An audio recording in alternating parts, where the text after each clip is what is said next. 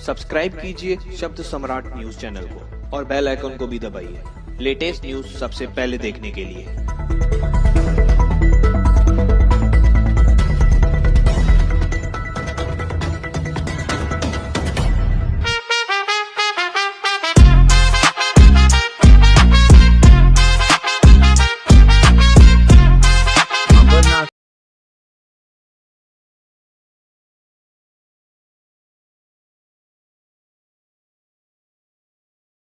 नमस्कार, शब्द सम्राट न्यूज में आपका स्वागत है। मुंबई से सटे अंबरनाथ पूर्व परिसर में एक सप्ताह पूर्व पनवेलकर हॉल में शिवसेना शिंदे गढ़ द्वारा आयोजित पदाधिकारी व कार्यकर्ता मेलावे में शिवसेना अंबरनाथ शहर प्रमुख अरविंद वालेकर ने पार्टी में चल रही आपसी कलह को दूर कर पार्टी का काम करने पर जोर दिया और कल्याण जिला प्रमुख गोपाल लांडगे के समक्ष रखा और अपने भाषण में वालेकर ने विधायक पर टिप्पणी की। वही इस टिप्पणी से बौखलाए विधायक बालाजी किनीकर ने महिलाओं को लेकर अपशब्द कहे, जिससे शिवसेना महिला आघाड़ी नाराज हुई और महिला आघाड़ी ने शिवसेना मध्यवर्ती कार्यालय में मीटिंग की और कहा कि विधायक बालाजी किनीकर का काली रिबन बांधकर किनीकर का निषेध किया।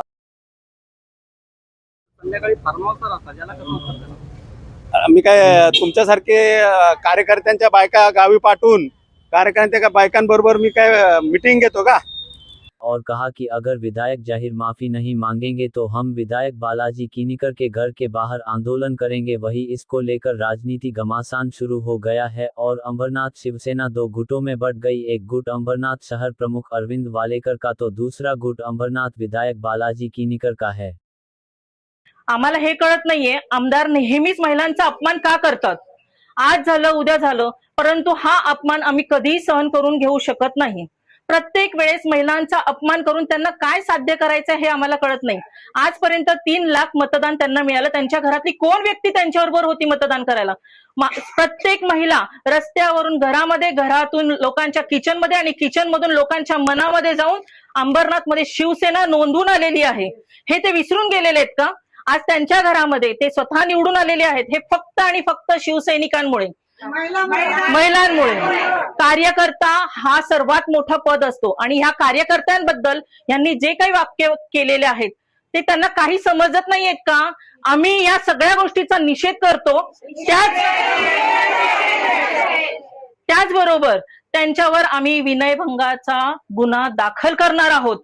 आणि मी एक इशारा जाता जाता देते, ते म्हणतात ना, मी जर तोंड उघडलं तर काय होईल। आता मी सांगते, आम्ही जर बीके फाईल काढली तर साहेब तुमचं काय होईल लक्षात घ्या।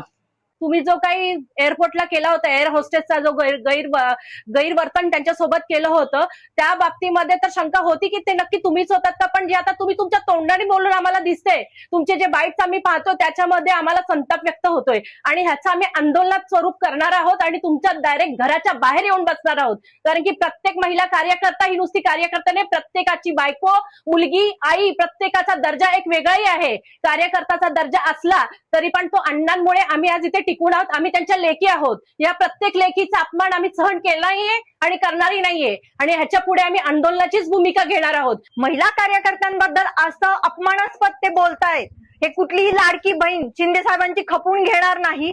आणि आम्ही आज नवनिर्वाचित, मी नगरसेविका आहे, मीही महिला कार्यकर्त्यांमुळे आज त्यांच्या जीवावर निवडून आली आहे आणि मीही देखील एक महिला आहे। एका महिलेबद्दल किती खालच्या पातळीला जाऊन बोलावं आणि कार्यकर्त्यांच्या मनात हा प्रश्न उपस्थित होत आहे, येणाऱ्या काळात आपण शिवसेना पसरवायची की संपवायची?